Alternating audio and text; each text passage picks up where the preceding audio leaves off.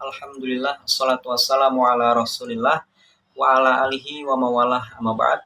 Usikum wa iyaya. Assalamualaikum warahmatullahi wabarakatuh.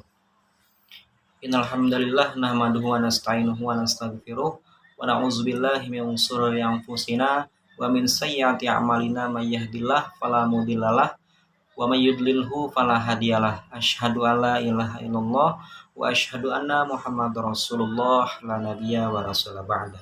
Amma ba'd. Yang pertama-tama marilah kita panjatkan puja dan puji syukur kita kehadirat Allah Subhanahu wa taala karena sampai saat ini, sampai detik ini kita diberikan kesehatan sehingga dapat melakukan pembelajaran sebagaimana biasanya. Yang terhormat dosen pengampu mata kuliah metodologi studi Islam Ibu Nurul Hikmah dan juga para kawan-kawan sekalian. Pada kesempatan kali ini kami perwakilan dari kelompok 1 atas nama Muhammad Hatim, saya sendiri, Yunus Firmansah dan Selvi Aulia akan mempresentasikan materi kami tentang manusia dan kebutuhan doktrin agama. Untuk materi yang pertama akan saya jelaskan tentang kebutuhan manusia dan doktrin agama. Secara naluri, manusia mengakui kekuatan dalam kehidupan ini di luar dirinya. Itu artinya dapat dilihat ketika manusia mengalami kesulitan hidup, seperti ketika adanya musibah dan bencana. Manusia mengeluh dan meminta pertolongan sesuatu kepada yang serba maha. Artinya yang dapat membebaskan dirinya dari keadaan tersebut. Naluriah tersebutlah yang membuktikan bahwasanya manusia perlu beragama dan membutuhkan sang Khaliknya. Karena kebutuhan manusia itu terhadap agama dapat disebabkan karena masalah prinsip dasar kebutuhan manusia. Untuk menjelaskan perlunya manusia terhadap agama sebagai kebutuhan, ada 3 faktor yang menyebabkan manusia memerlukan agama. Yang pertama, ada faktor kondisi manusia, yaitu kondisi manusia terdiri dari beberapa unsur. Yang pertama ada unsur jasmani, dan yang kedua ada unsur rohani.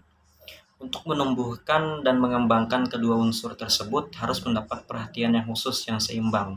Artinya, tidak boleh lebih sedikit atau kurang sedikit. Jadi unsur jasmani maupun rohani ada keseimbangan antara kedua tersebut. Yang selanjutnya, yang kedua, ada faktor status manusia, yaitu status manusia sebagai makhluk ciptaan Allah Subhanahu wa taala yang paling sempurna jika dibandingkan dengan makhluk-makhluk Allah yang lainnya. Karena manusia itu diberi kelebihan akal dan pikiran, kemuliaan dan berbagai kelebihan lainnya. Yang ketiga, ada faktor struktur dasar kepribadian manusia. Dalam teori psikoanalisis, Sigmund Freud membuktikan, dalam teori psikoanalisis, Sigmund Freud membagi struktur kepribadian manusia dengan 3 bagian. Yang pertama ada aspek Das Es, yaitu aspek biologis. Aspek ini merupakan sistem yang orisinal dalam kepribadian manusia yang berkembang secara alami dan menjadi bagian yang subjektif yang tidak mempunyai hubungan langsung dengan dunia objektif. Yang selanjutnya, yang kedua ada aspek Das Ich, yaitu aspek psikis yang timbul karena kebutuhan organisme untuk hubungan baik dengan dunia nyata. Yang ketiga ada aspek Das Über-Ich, yaitu aspek sosiologis yang mewakili nilai-nilai tradisional serta cita-cita masyarakat. Yang selanjutnya, fungsi agama dalam kehidupan manusia. Di sini fungsi agama ada 8.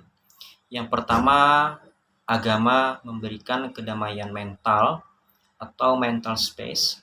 Yang kedua, agama menanamkan kebajikan sosial. Yang ketiga, agama juga meningkatkan solidaritas sosial. Yang keempat, agama adalah agen sosialisasi dan kontrol sosial. Yang kelima, agama meningkatkan kesejahteraan. Yang keenam, agama memberikan rekreasi kepada manusia. Yang ketujuh, agama berfungsi memperkuat rasa percaya diri. Yang terakhir, yaitu agama juga mempunyai pengaruh kepada ekonomi serta sistem politik. Selanjutnya akan dijelaskan oleh teman saya, Selvi. Kepadanya waktu dan tempat dipersilahkan. Di sini saya akan menjelaskan materi mengenai rasa ingin tahu manusia atau human quest for knowledge. Pendekatan psikologis memperlihatkan ada 3 aspek potensi dasar yang dimiliki manusia, yaitu aspek kognisi, pengetahuan, aspek akvesi, penentuan keputusan, aspek motorik, pelaksanaan atau eksekusi. Rasa ingin tahu manusia mendasari segala dari aspek kognisi manusia yang senantiasa menanyakan segala sesuatu yang ada di sekitar dirinya. Bahkan, keberadaan diri manusia sendiri senantiasa menjadi permasalahan yang muncul dari rasa ingin tahu manusia. Tidak ada rasa ingin tahu berarti tidak ada masalah. Tidak ada masalah berarti manusia telah tiada dalam kehidupan ini alias meninggal. Permasalahan yang muncul dari rasa ingin tahu manusia memerlukan jawaban. Sesungguhnya, hakikat sejarah manusia adalah rangkaian tanya jawab yang dilakukan oleh manusia itu sendiri. Rasa ingin tahu mengawali terisinya berbagai pengetahuan dalam otak manusia. Hal ini menyiratkan aspek kognisi yang kuat dari rasa keingintahuan yang dimiliki oleh manusia. Keingintahuan manusia merupakan emosi yang dimiliki manusia dalam mendorong terwujudnya perilaku seperti eksplorasi, investigasi, dan media untuk belajar. Assalamualaikum warahmatullahi wabarakatuh. Baiklah, saya akan menjawabkan materi yang kelima, yaitu doktrin kepercayaan agama dalam Islam. Yang pertama adalah iman kepada Allah.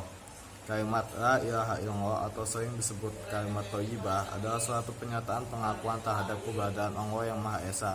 Tiada Tuhan selain Dia, Allah. Ia merupakan bagian lafaz dari syahadat yang harus diucapkan ketika akan masuk Islam, yang merupakan refleksi dari tauhid Allah yang menjadi inti ajaran Islam. Yang kedua adalah argumen keberadaan Allah. Pengakuan terhadap keberadaan Allah berarti menolak keberadaan Tuhan-Tuhan lainnya yang dianut oleh para pengikut agama lain.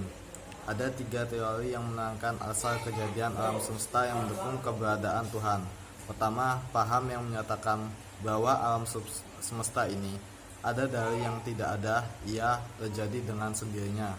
Kedua, paham yang menyatakan bahwa alam semesta ini berasal dari sel yang merupakan inti.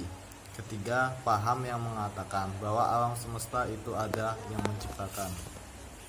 Yang ketiga adalah kemustahilan menemukan zat Allah.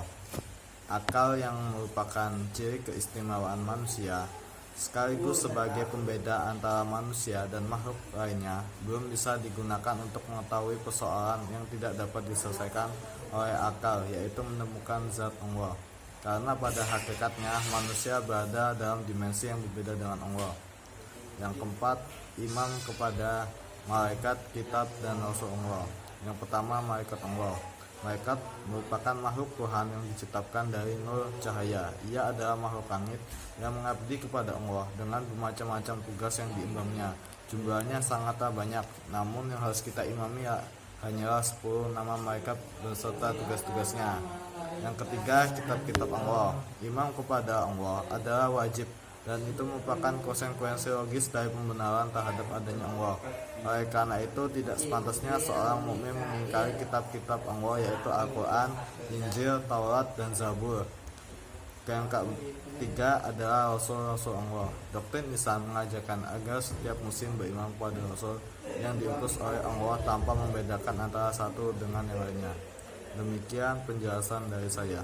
Dari keempat materi yang sudah kami sampaikan, kami dapat menyimpulkan bahwa dari ulasan sederhana tersebut disimpulkan agama sangat diperlukan oleh manusia sebagai pegangan hidup sehingga ilmu dapat menjadi lebih bermakna.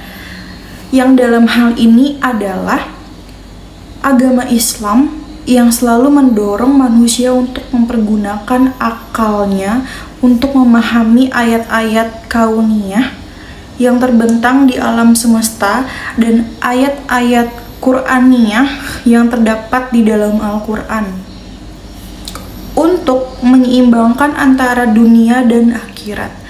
Dengan ilmu, kehidupan manusia akan bermutu, dan dengan agama, kehidupan manusia akan lebih bermakna. Dengan ilmu dan agama, kehidupan manusia akan sempurna dan bahagia. Sekian materi yang dapat kami sampaikan, kurang lebihnya mohon maaf. Kita tutup dengan alhamdulillahirabbil alamin. Wassalamualaikum warahmatullahi wabarakatuh.